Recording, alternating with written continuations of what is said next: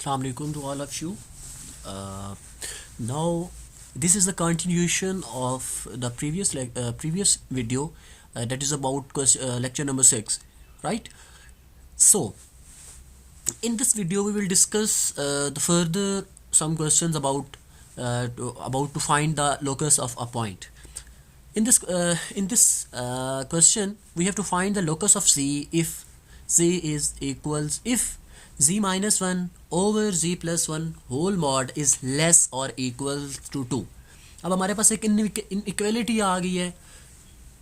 इस इनइक्वालिटी का हम लोकस फाइंड करेंगे और बताएंगे कि ये क्या चीज़ आ रही है. हमारे पास inner side of the circle है, लाइन है, इलिप्स है, पैराबोला है, जो भी चीज़ है. तो स्टार्ट करते हैं. We are given with this inequality that z minus 1 mod of z minus 1 over z plus 1 whole mod is less or equals to 2. z plus 1 right side पे जाके मल्टीप्लाई हो जाएगा. दोनों साइड्स का स्केयर कर लिया. जब स्केयर करेंगे तो z minus 1 mod square less और equals to 4 into z plus 1 mod square. यहाँ पे हम एक मॉड की प्रॉपर्टी यूज़ करेंगे जो कि हमने ऑलरेडी काफ़ी दफ़ा यूज़ कर चुके हैं. क्या होती है जी प्रॉपर्टी? मैं दोबारा से उसको रिवाइज़ करवा देता हूँ कि अगर हमारे पास z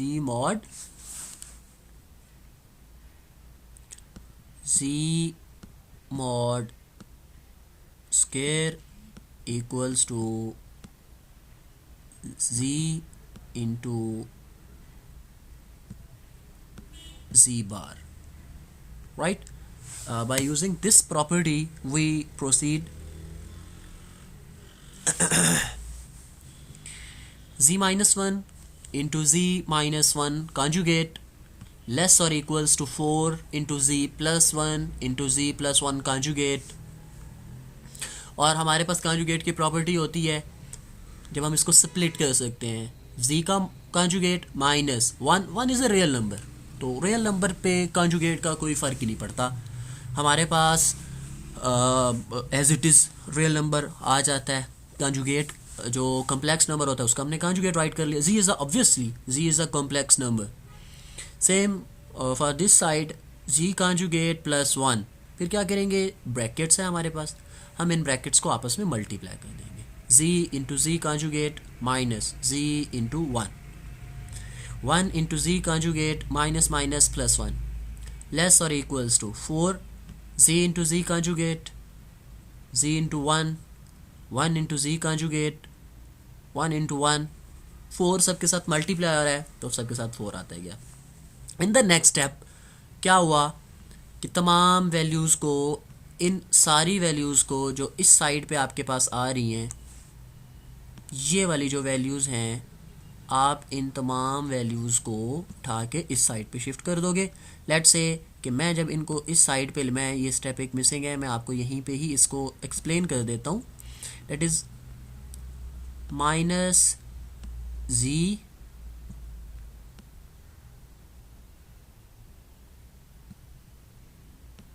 z conjugate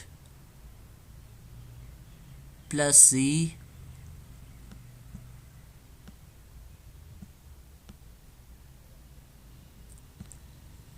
plus z conjugate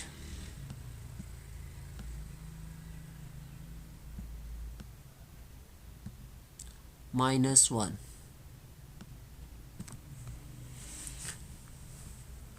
अब देखिए जी, 4z conjugate minus z conjugate equals to 3z into z. ठीक है, इस साइड पर आपके पास 0 आ जाएगा. Again 4z into z 5z plus 4z conjugate into z conjugate equals to 5z conjugate plus 4 minus 1 equals to 3. ये साइड देखें greater थी तो ग्रेटर और equals to 0. z into z conjugate दोबारा वापस रिवर्स प्रॉपर्टी यूज़ कर ली हमने. ये हमारे पास z मॉड का स्केयर हो गया प्लस 5z प्लस z. अब इधर से 5 कॉमन लिया तो c प्लस c conjugate plus 3 greater.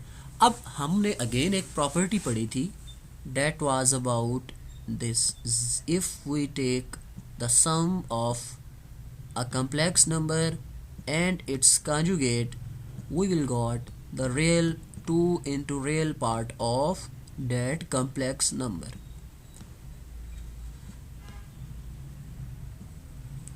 This, तो ये प्रॉपर्टी यहाँ पे यूज़ की z plus z equals to 2 real part of z plus 3 multiply किया, तो which is the boundary and exterior of a circle. ये हमारे पास किसी भी अब ऑब्वियस सी बात है, हमारे पास यहाँ पे क्या चीज़ है, इन इक्वेलिटी है. तो यहाँ पे इन इक्वेलिटी का यही मतलब होता है, अब ये दिस वैल्यू इज़ ग्रेटर और equals to zero, so that is why this is the, अब और इक्वल की बात आ गई तो इसलिए ये सर्कल की बाउंड्री भी इसमें इंक्लूड हो सकती है. अगर यहाँ पे इक्वलिटी का साइन ना होता, सिर्फ ग्रेटर की बात होती, तो फिर हम यहाँ पे सिर्फ ये कहते हैं कि विच is the exterior of a circle. ठीक है, तो हमने इसका लोकस फाइंड करना था. The locus of this expression is the boundary and exterior of the circle.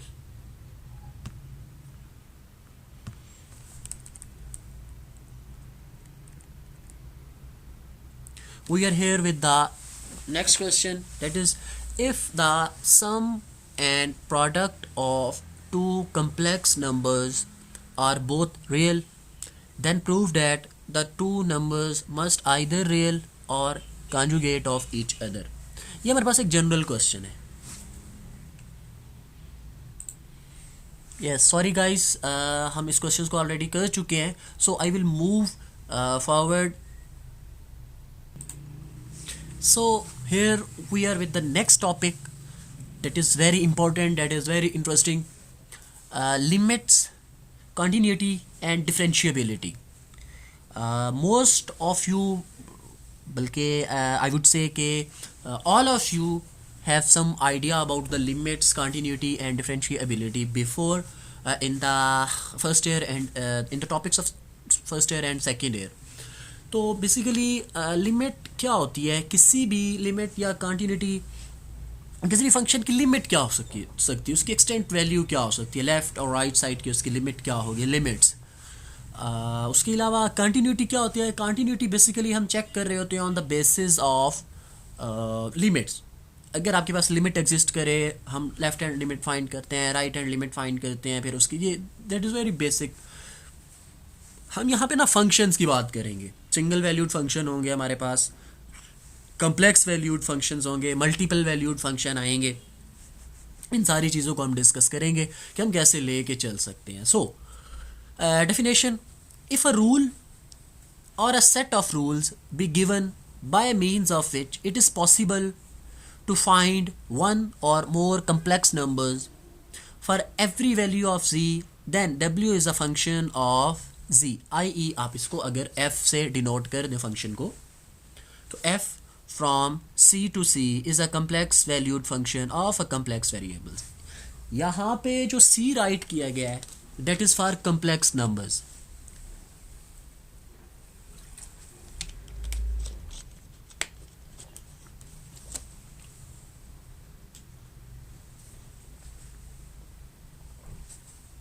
complex is for c set of complex numbers है. f from c to c मतलब जो डोमेन है हमारी वो भी complex numbers हैं. जो हमारी रेंज है, ये जो फर्स्ट होता है जहाँ से हमने पॉइंट्स ले के फंक्शन अप्लाई करना होता है, वो हमारा डोमेन सेट होता है, और जिस सेट में हमारे आंसर्स आ रहे होते हैं वो हमारा रेंज सेट होता है. ठीक है, f from c to c is a complex valued function. Let's say मैं w यहाँ पे देख रहा हूँ तो is f of z, w f is the function of z, मतलब f में हम z की वैल्यूज़ पुट करेंगे. मतलब हमारे पास z प्लेन से x हम उठा रहे हैं, ये हमारा डोमेन है, हम इससे पॉइंट्स उठा रहे हैं, हमारे आंसर्स यहाँ पे आ रहे हैं. तो w प्लेन में हमारे पास दो प्लेन्स हैं यहाँ पे, x और w. हम यहाँ से पॉइंट्स उठा रहे हैं z प्लेन से, और हमारे पास आंसर्स w प्लेन में आ रहे हैं.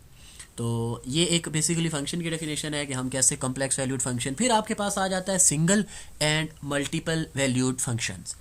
देखते हैं जी. Let w is equals to f of z be a complex valued function, then w is equal to f of z is said to be single valued और multiple valued function of z according as for a given value of z there correspond one और more than one values of w. के मतलब in short इसका मतलब ये है कि आपका पास अगर जब कोई फंक्शन आएगा आप उसको सिंगल वैल्यूड कहेंगे या मल्टी वैल्यूड फंक्शन कहेंगे, ये डिपेंड करेगा, किस पे डिपेंड करेगा कि आप जब डोमेन में से एलिमेंट्स ले रहे हो तो आपके पास रेंज के कैसे एलिमेंट्स आ रहे हैं। ठीक है,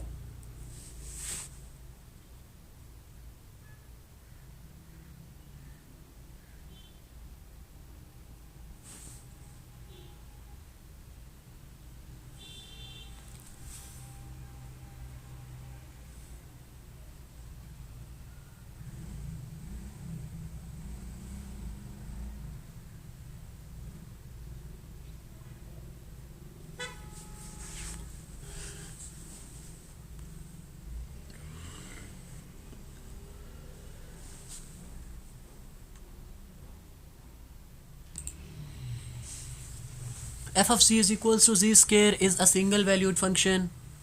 एफ ऑफ सी, ये कुछ एग्जांपल्स हैं, बस आप इनको देख लें। F of z is equal to z power 1/3, triple valued function है आपके पास।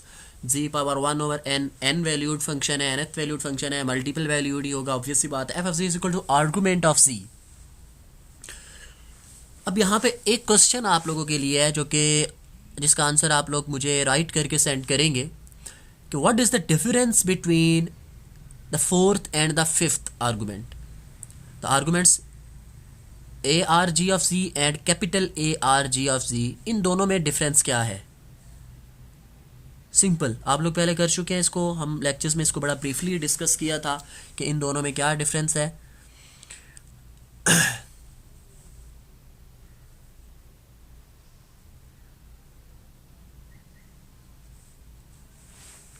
फिर आपके पास आ जाता है नोट, नो ग्राफिकल, हम इसकी ग्राफिकल रिप्रेजेंटेशन हमारे पास मल्टी वैल्यूड फंक्शंस की नहीं है। दूसरी चीज़ यहाँ पे नोट कर लें कि हम यूजली जो है ना we take z as x plus iota y. ये चीज़ अगर आपके पास जी लिखा होगा डब्ल्यू यू वी, तो इसका क्या मतलब होगा। जी है आपके पास तो हम उसको डिनोट करेंगे एक्स प्लस आयोटा वाई से, हम पीछे भी करते आए हैं। और W को हम करेंगे U प्लस आयोटा V से, जहाँ पे U आपके पास U ऑफ एक्स वाई होगा, V आपके पास V ऑफ एक्स वाई होगा। अगेन रिपीट कर देता हूँ, हम चूँकि 2D की बात कर रहे हैं तो हम 2D में x और y की ही बात करते हैं, मतलब x एक्सिस और y axis, x coordinate and y coordinate. ठीक है, तो अब अगर आपके पास f ऑफ z इक्वल है z स्केयर के, तो इसका मतलब f of z is equals to w। आपने यहाँ पे देखा ये f of z is equal to, हमने w के इक्वल कंसीडर किया हुआ है, तो और w is equals to u plus iota v। तो if f of z is equals to z square, then this means u plus iota v equals to x plus iota y whole square, where u is equals to x square minus y square and v is equals to 2xy। ये कैसे आएगा, this is the second question. ये इसी equation से ही आएगा, लेकिन कैसे आया ये आप लोगों के लिए सेकेंड क्वेश्चन है। फर्स्ट क्वेश्चन वाज, मैं रिपीट कर देता हूँ, first question was what is the difference between A R G of z and capital A R G of z argument, and how did we get the equation 1 and equation 2 from this equation। बहुत ही basic से हैं। Next हमारे पास definition आ जाती है neighbourhood of a point.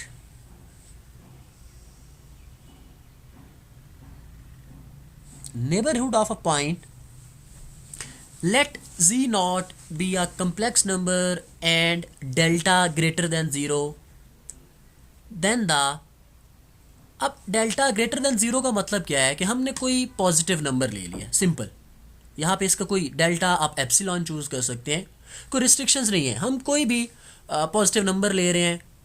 Then the neighbourhood of z naught is defined as, बड़े गौर से समझना इन डेफिनेशंस को, बहुत इंपॉर्टेंट डेफिनेशंस हैं, इनकी बेस पे आगे फिर हम काफ़ी सारी चीज़ें करेंगे, इनसे रिलेटेड कोई क्वेश्चन होगा, जनरली हमने कोई चीज़ प्रूव करना होगी तो हम इन्हीं डेफिनेशंस की बेस पे ही करेंगे। तो इसलिए मेक श्योर कि आप ज़रा इन चीज़ों को देख लें।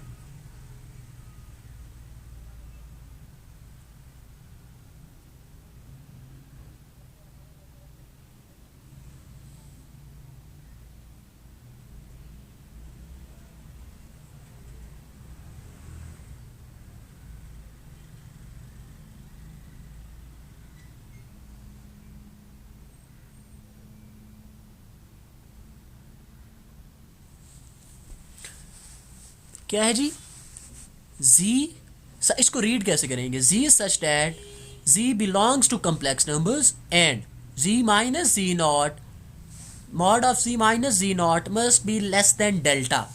अब इसको अंडरस्टैंड कैसे करना है, सिंपल। वो कहता है कि z आपके पास कोई कम्प्लेक्स नंबर है, आप अगर उसका कोई नेबरहुड फाइंड करना, z नॉट है, जी नॉट आपके पास कोई कम्प्लेक्स नंबर है, आप अगर उसका कोई नेबरहुड फाइंड करना चाहते हैं तो उसका नेबरहुड वो वाला फंक्शन होगा कि आप उसमें से जी नॉट को सब्ट्रैक्ट करें तो उनका डिफरेंस जो है ना वो लेस देन डेल्टा होना चाहिए। अगर डेल्टा फॉर एग्जांपल मैं कहता हूँ 1 है तो इन दोनों का डिफरेंस लेस देन 1 होगा तो हम ये नेबरहुड की कंडीशन को सेटिस्फाई करेगा। एंड डिलीटेड नेबरहुड क्या होगा, deleted neighbourhood of z naught is defined as z minus z naught greater than 0 and less than epsilon. ठीक है, तो आप लोग यहां पे जो ज्यादा फोकस करेंगे वो नेबरहुड पे करें। देन आपके पास आ जाता है लिमिट एट अ पॉइंट, कि हम किसी पॉइंट पे लिमिट कैसे फाइंड करते हैं। ये कुछ जो पुराना ही कंसेप्ट है वैसा भी होगा, और कुछ इसकी जनरल डेफिनेशंस को भी हम डिस्कस करेंगे कि जनरली हम लिमिट एट अ पॉइंट कैसे फाइंड आउट कर सकते हैं। तो late w is equals to f of z be a complex valued function, then f of z approach करेगा l को as z approaches to z naught। I limit f of z at z approaches to z naught is equals to l। जी यहाँ पे असल चीज start होती है, if for every epsilon greater than 0 there exists a delta such that कि आप f of z में से l को सब्ट्रैक्ट करें तो आपकी जो लेस देन वो एप्सिलॉन वैल्यू आनी। एप्सिलॉन यहां पे क्या है, एप्सिलॉन भी कोई पॉजिटिव नंबर है। ठीक है, epsilon is any positive number greater than 0। Greater than 0 obvious ही बात है, आपके पास सारे पॉजिटिव नंबर्स आएंगे। कभी ऐसा पॉसिबल हुआ है कि कोई जो आपके पास नंबर हो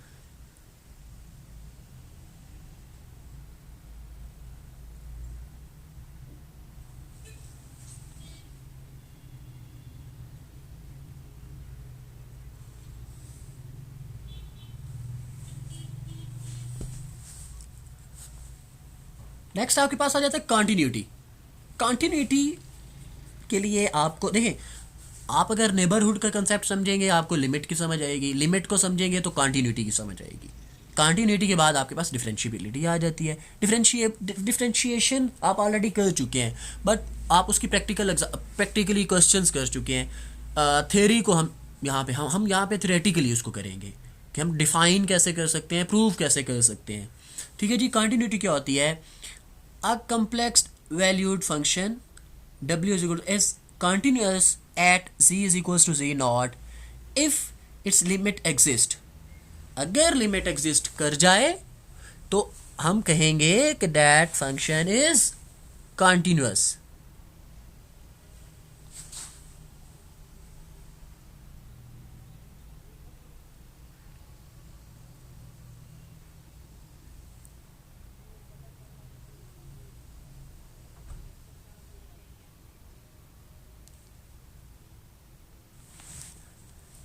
उसके बाद आ जाता है आपके पास, या इसको जो सेकंड टर्म भी है आप वैसे भी डिफाइन कर सकते हैं।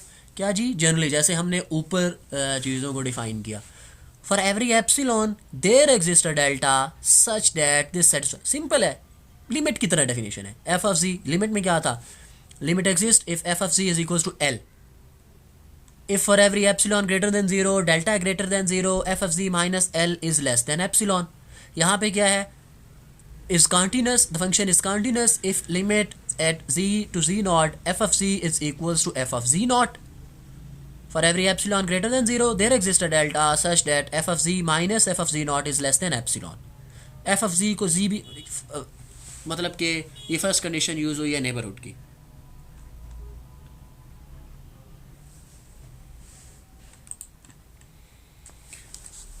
Now we have the definition of differentiability, a complex valued function f w is equals to f of z is said to be differentiable at z naught if limit of z minus z not f of z minus f of z not divided by z minus z not exist. अगर limit exist करे, अब limit exist करने का मतलब क्या होता है? Limit exist करने का सिंपली मतलब ये होता है कि वो कोई डिफाइंड नंबर हो, अनडिफाइंड फॉर्म में ना हो, इन्फिनिटी ना हो, ठीक है, इन सिंपल वर्ड्स वो इन्फिनिटी ना हो, वो कोई नंबर आए 2 3 5 कोई भी नंबर आ जाए, तो इसका मतलब होता है limit is defined, limit exist, ठीक है। एंड वही राइट डिफरेंशियल डेरिवेटिव के लिए आप लोग जो साइन यूज़ किया करते थे, डैश एफ डैश ऑफ जी, और या in other words you can define for every epsilon greater than 0 there exists some delta such that this value minus this value mod of this value minus this value is less than epsilon whenever z minus z naught is less than delta। Hopefully ये चीज़ें clear हो गई होंगी। मैं जल्दी से इन चीज़ों को जो है रिवाइज करवा देता हूँ, ताकि अगर कोई क्वेश्चन हो, कोई कन्फ्यूजन हो, तो आप सबकी क्लियर हो जाए। This is the topic limit, continuity and differentiability. Definition है आपके पास सबसे पहले फंक्शन की, कम्प्लेक्स फंक्शन की हम बात कर रहे हैं। As we are studying the complex variable, so we always talk about the complex things. So definition: if a rule or a set of rules be given by means of which it is possible to find one or more, simple, आपके पास कोई function हो f from c to c, c is the complex number, तो c ये जो function, जिसमें से जो फंक्शन जिन वैल्यूज़ पे हमने अप्लाई करना होता है उसे हम क्या बोलते हैं? Domain, domain set. और जिस जो हमारे आंसर्स आते हैं, अब सी में से हम सेट्स पॉइंट्स लेंगे, उस पे फंक्शन अप्लाई होगा, और जो आंसर होगा that will be again a complex number. तो इसलिए हमारे पास यहाँ पे डोमेन और रेंज दोनों कम्प्लेक्स ही हैं।